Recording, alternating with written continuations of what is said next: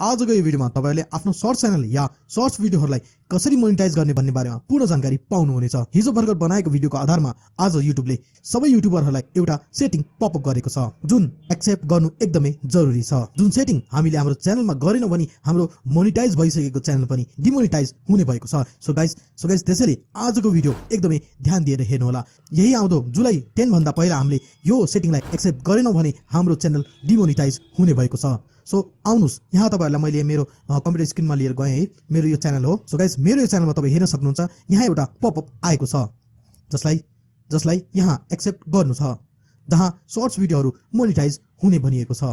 So simple हामीले यहाँ click गर्नुस्। अब यहाँ हामीले अर्को एउटा यस्तो ड्याशबोर्ड हेर्न पाउने भएका छौं। सो गाइस यहाँ तपाईहरुलाई यो पनि भनिएको छ कि जुलाई 10 भन्दा पहिला तपाईले यदि यो एक्सेप्ट गर्नु भएन भने तपाईको च्यानल डिमोनेटाइज हुनेछ। सो गाइस तपाईहरु यहाँ दुईवटा स्टेपहरु पाउनुहुनेछ। सो यहाँ हेर्नुस्। सो गाइस यहाँ पहिलो स्टेपको रिभ्यूमा क्लिक गर्नुस्। अब यहाँ यस्तो टर्म एन्ड कन्डिसनहरुको ड्याशबोर्ड खुल्छ जसलाई तपाईहरुले यहाँ तल आएर एक्सेप्ट गर्नुपर्छ।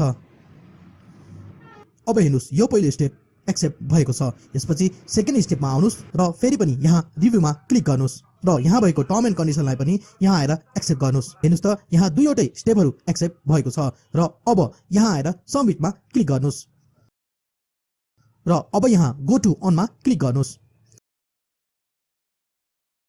र अब यहाँ हेर्नुस् त तपाईसामु यहाँ नयाँ फिचर एड भएको छ। यहाँ तपाईलाई सर्च फिड एड्स भनेर नयाँ फिचर दिएको छ। यसको मतलब तपाईहरुको सर्ट्स भिडियो पनि अब मोनेटाइज भएको छ। र यहाँ तल आउनुस् र यसलाई अनमा क्लिक गरेर आई एक्सेप्टमा क्लिक गर्नुस्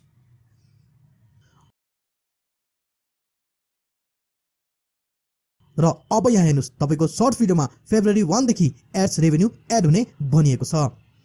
सो गाइस यति नै हो हैन। यो सेटिङ तपाईहरुले पक्कै पनि गर्नु नै पर्ने छ हैन। त्यसैले भिडियोलाई पज गरी भए पनि राम्ररी हेर्नुस्।